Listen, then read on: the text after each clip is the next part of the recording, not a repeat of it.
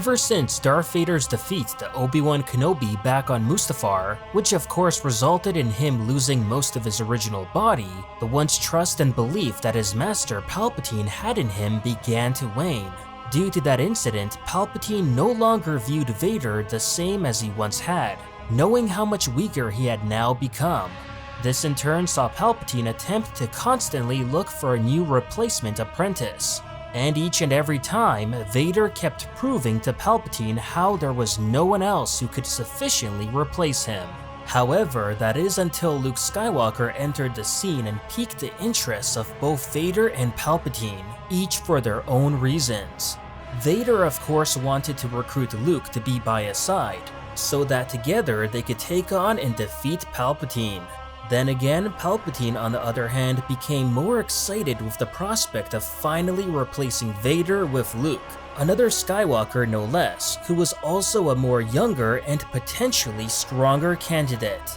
With that said, why would Palpatine even need a stronger apprentice at that point, especially if he's already attained galactic dominance and himself wanted to live forever? So what would be the point in getting a stronger apprentice and then increasing the risk of being killed? While for years there has never been one concrete answer for this question, many have often speculated different valid reasons for why Palpatine would have wanted exactly this.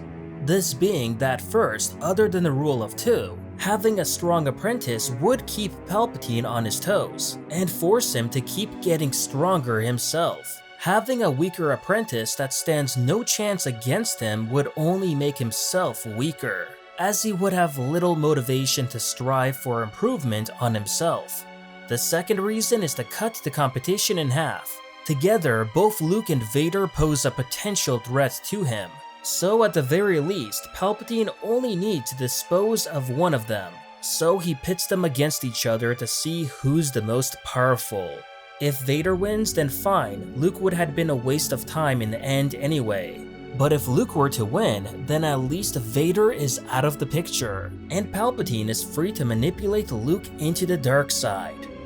Of course, the Rise of Skywalker novelization had its own spin on this, providing to date the most canonical answer on why Palpatine wanted Luke.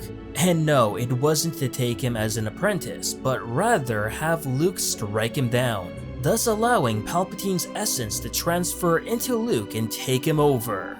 So, in a sense, we'd still have a Luke and Vader team-up, at least visually, but all it would really have been was just Palpatine and Luke's body alongside the aging Vader, while he himself could reclaim his youth once again, at least until he need to find another replacement in the future anyway.